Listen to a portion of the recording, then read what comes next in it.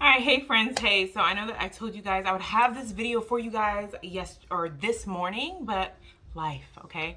And anybody that is in the Georgia area or near the area that I live in Georgia, you probably heard the thunderstorm and how everything was like super crazy. So yeah. So anyway, this video has to pertain to if you are someone who is always on the go, you have a problem with sitting still. Um, this is also for people who you would know if you resonate with this collective. I've just had a lot of clients and dealt with a lot of people that I've been working with that are in this collective. So I just felt like I should do a video on it because, I mean, the amount of people that I've had in this collective, there has to be more of you guys who are struggling with this.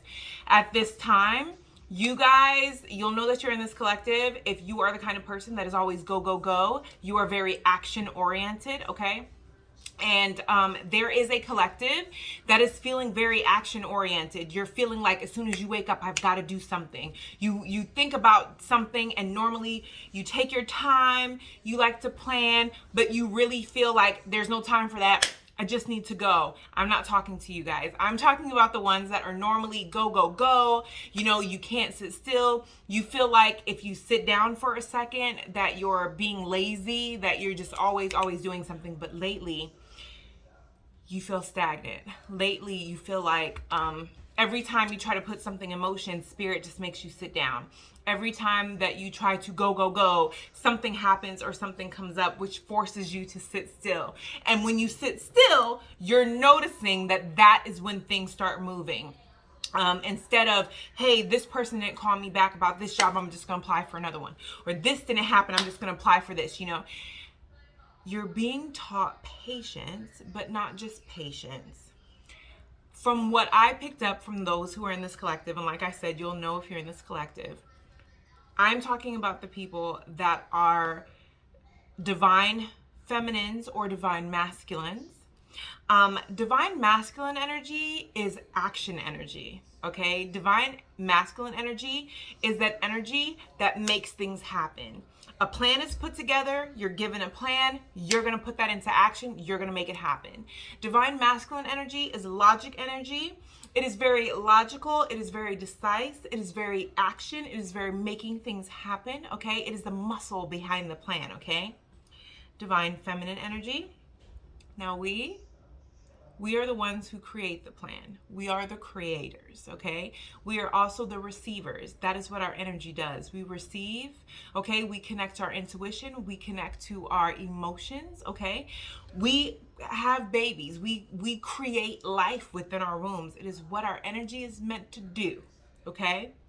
So those of you, especially those of you, and I want to make this clear, all of us have divine masculine, divine feminine energy within us.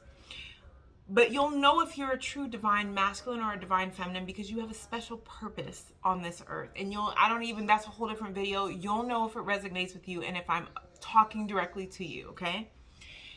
You in those collectives, okay, many of them have been females, but I have had some masculines. You have been running in your masculine energy for so long.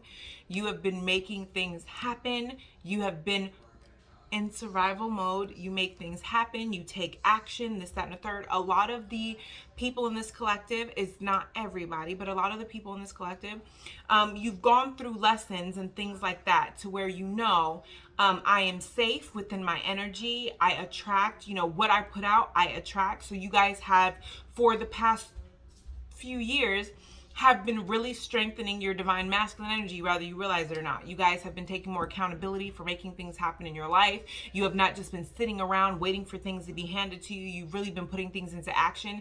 If there is a raise or a bonus and you know that you are right for that, I put in my application. I know that I'm right for this bonus. You are ready and prepared to leave. If you do not get what is rightfully yours, those that have been operating in their divine masculine energy for the past few years, it's because you needed to. It's because that part of your energy was kind of weakened and you needed to realign with that. But right now, it's very strong, and Spirit is having you take a seat and learn how to receive. Divine feminine energy is about receiving, okay? Think about when you pray. When you pray, you remove yourself normally. Like if you're praying with you know, like let's just say you're, you know, I want to pray. You normally go somewhere quiet by yourself. Why? So that you can listen, so that you could receive, so that you can connect. Okay? It is a receiving energy. When we're talking about our intuition, everybody will tell you, every woman has a gut intuition that if they just tune into it, you know, their intuition is never wrong. Why? Because it is direct connection to your higher self. It is how you receive that. So, just the way the planets are aligned, where our world is right now at this time, we are needing a lot of balance. We are needing a lot of the divine feminines who know that they are divine feminines. They have strengthened their divine masculine energy, and they're needing to come together and balance it out. And there's just a lot of divine feminines. And again, you could be a man and still be the divine feminine in a connection. It doesn't, being a man or a woman does not dictate if you are the divine feminine or the divine masculine in a relationship or just in a dynamic period, okay? That is a whole nother video. Because like I said, I have had a few of my male clients that are not in balance with their divine feminine energy, and they're being put in this place and it's driving them crazy, but most of them are women. And so if you feel like you have been stagnant, if you feel like when you are stagnant and not doing anything, and when I say not doing anything, that is what it feels like to you. You're absolutely doing everything. You've already done the groundwork. You've already put in the applications. You've already set up this move. You've already started working out. You've already started changing your life. But just like, let's just say working out. Okay, you worked out, but you still need to eat, you still need to rest and recover. For example, I had one feminine that she was working out all the time, was seeing so much progress, and then all of a sudden it stopped. It was other areas of her life as well, but it's the working out is what caught her attention the most.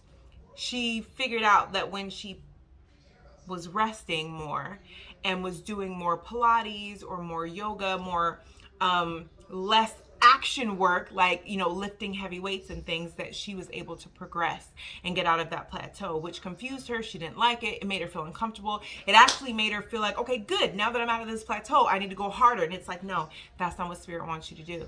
Okay, so if this applies to you, you'll know. You won't have to think about it.